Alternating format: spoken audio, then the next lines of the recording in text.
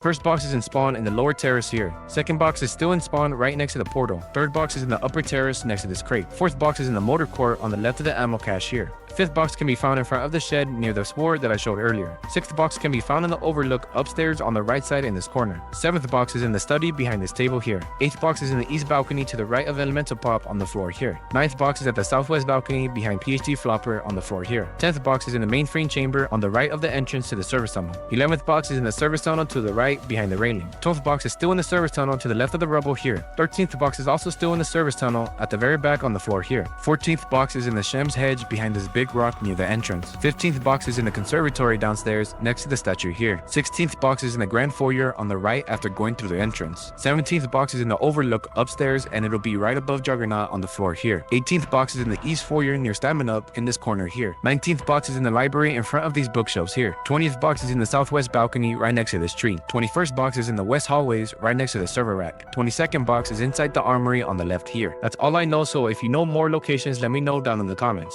Once you have the essence bombs, you now need the reflectors, which you can also grab at any point in your game. First reflector is in the conservatory near Quick Revive here. Second reflector is in the southwest balcony right behind PhD flopper. Now head to the service tunnels and on this rubble place the bomb. Once exploded, head inside and you'll find a ritual room. At the back right, insert the empty canister into the machine. The crystal will now shoot out a laser. Place your reflector onto here to reflect the laser. Now if you follow the end of the laser, you need to place your second reflector there. Now melee the reflector 3 times to move it and then go back to the crystal and melee it. It'll turn the doppelganger statue into a real one that you have to kill. Once dead, pick up the second reflector and head into this hole to go upstairs and place your reflector here. Before you jump down, melee it once to move it. Now jump down to the first reflector and melee it 1 time, then melee the crystal to spawn in another doppelganger. Once you kill that one, melee the first reflector 1 time, then melee the crystal to spawn in the last doppelganger. This time this one is an elite, so it'll be tougher to take down. Once dead, go pick up your canister and head to the director's headquarters and insert your canister into the workbench. Now hold your interact button on it to get your pink variant. This variant is like a shotgun, just like the Raygun Mark 2Z from Black Ops 4. It'll also sometimes spawn in a purple symbol on the floor, which if you step in will boost you. Next variant is the Wraithfire, or also known as the W variant. Head to Shem's hedge and in the front of the speed cola, insert an empty canister into this machine. It'll now spawn in a certain amount of abominations depending on the player count. You now need the abomination to laser 3 tiny rocks around the area. Once any rock has been lasered, it now needs to be hit by the abomination's charging attack. Once all rocks have been lasered and hit, it'll start a defend mission. I recommend having 1 zombie as it'll be tough with zombies spawning in. Vermins will now spawn in trying to go into the portal in the middle. Kill all the vermins before it reaches it. Once done, you can now pick up the canister and head towards supply depot past the service tunnel and insert the canister into the workbench. Now hold your interact button on it to get your Wraithfire variant. This variant is like an automatic machine gun, just like the Raygun Mark 2X variant from Black Ops 4. Also, sometimes it'll spawn in a Wraithfire effect on the ground, damaging anything that touches it. And those are how you get all Raygun Mark 2 variants in Black Ops 6 Shattered Veil.